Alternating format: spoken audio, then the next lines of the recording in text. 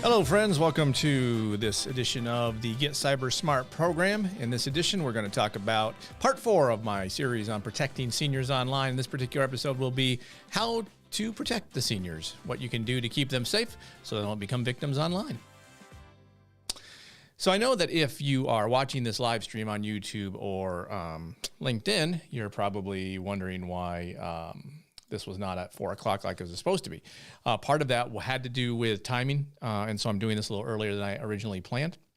But honestly, didn't have a lot of people sign up for it because of my inability to do this at the correct time. So podcast version, if you're listening to this on the podcast, this is done as I would normally do. So there's all that. But from a live stream perspective, still trying to time in all of that stuff. So if you're watching this after I've already done the live stream, I appreciate you watching it post live stream. So let's talk about this episode, how to protect seniors online. Again, this is part 4.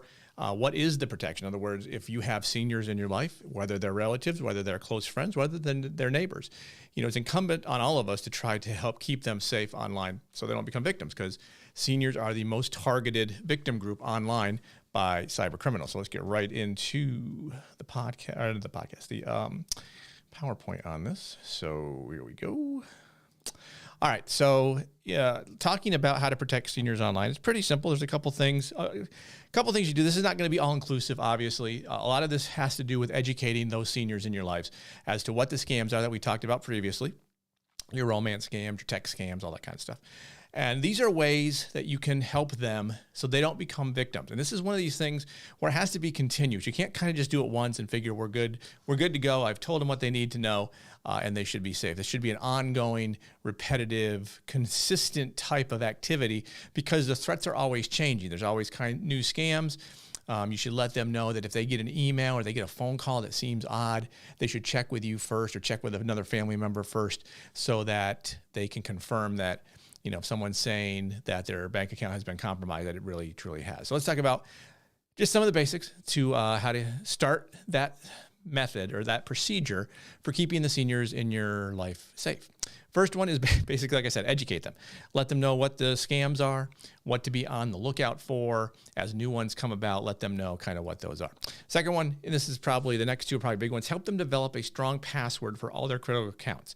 And when I say critical accounts, I'm talking emails, social media accounts if they have a social media account, and financial information. Those are kind of the 3 big ones: email, financial information, and social media accounts.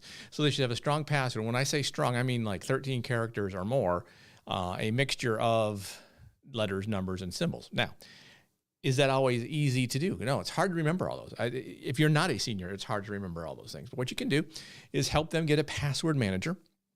That is, I've talked about this on other podcasts. It's just a little app on your phone that helps you manage and maintain your passwords. Now, if that is too complicated, then just write them down. Write them down on a piece of paper and just store it somewhere where they can easily find this. I knew when my mother got older, it was hard for her to keep track of the password. So we basically wrote them all down. They were on a clipboard in a cupboard.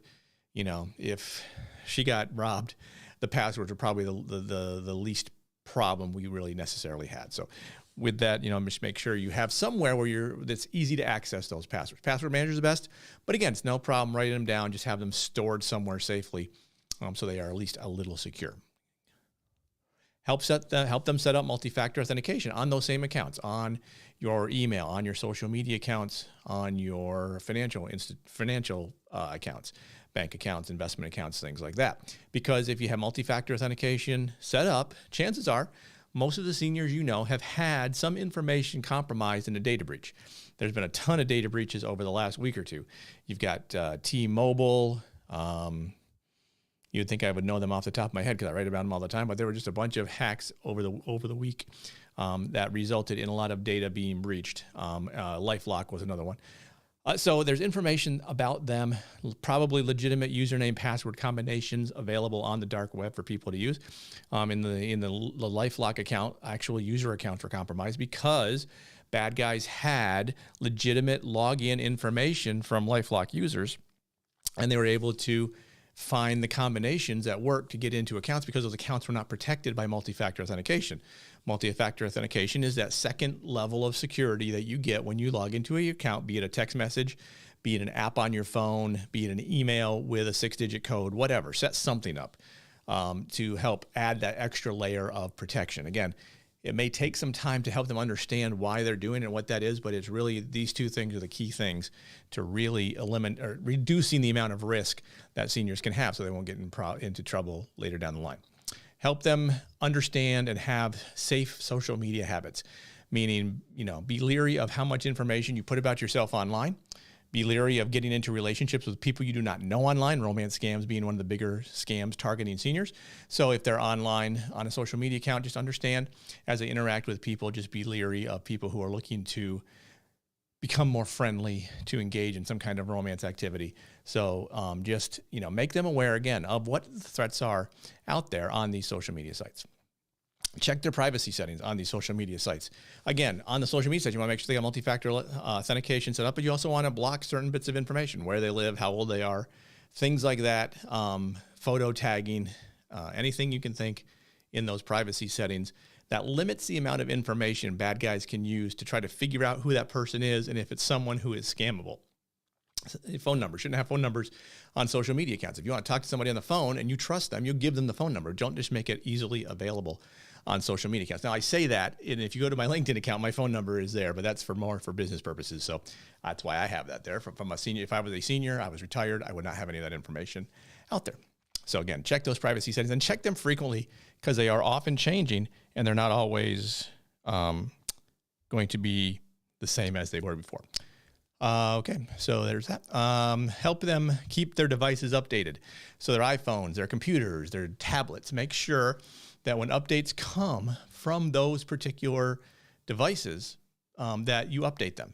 There's a reason that the company, Android, Apple, Windows, whoever, is putting that patch out, is because they found a vulnerability the bad guys are utilizing to get into these devices. So you want to make sure that they're as up to date as possible. If you set up auto update, it'll kind of do that. But I mean, even Apple's not really good at their auto updating. I know I have auto update, but if it's not like plugged in and I don't confirm it, it won't update. It's crazy. But so I help them keep those devices updated. This includes Internet of Things devices in their homes. This is going to be your smart speakers and your TVs and your Apple TVs and your Rokus and all those things. Just make sure those devices are updated as well. And finally, show them how to block phone numbers and texts. A lot of the ways bad guys are targeting seniors is through phone mail, just spam phone mail and spam text. They're getting seniors to interact with those messages, and that's where the bad stuff happens. So show them how to block the numbers as they come in. Fortunately, I will say, with most phone providers now, they have free services. I know AT&T does it. I forget what they call it. It's AT&T Phone Shield or something. But it'll tell you if a phone number or a phone call coming in is suspected spam. And if it says that, you don't answer the phone. It's very simple. If it's not spam, the person ideally would leave a message, and then you get the message and you'd be good to go. So with that, make sure that you help them to be able to block those phone numbers and those texts. Like I said, this is just a quick look at ways that you can help keep the seniors in your life safe. This episode, as well as all my other episodes on protecting seniors, are available at my various social media accounts. If you want to email me, Darren@CyBUr.com. I'm looking for a new series to do after this one. Next week, we will kind of wrap up this Protecting Seniors Online portion. You can also find all these videos at my YouTube channel. So I'm trying to look at the camera and my screen and figure out where I'm pointing to. And if you want to follow me on LinkedIn, feel free to do that there. I interact on LinkedIn all the time. So come find me there if you can. Know that knowledge is protection. If we understand the threats targeting us, we can assess our risk, proceed wisely online. Thanks so much for watching this live stream, listening to this podcast. Again, like I said, email me, Darren@CyBUrGuy.com with comments, thoughts. Hit me up on LinkedIn. Hope to talk to you soon. Other than that, have a good week. We will be back later.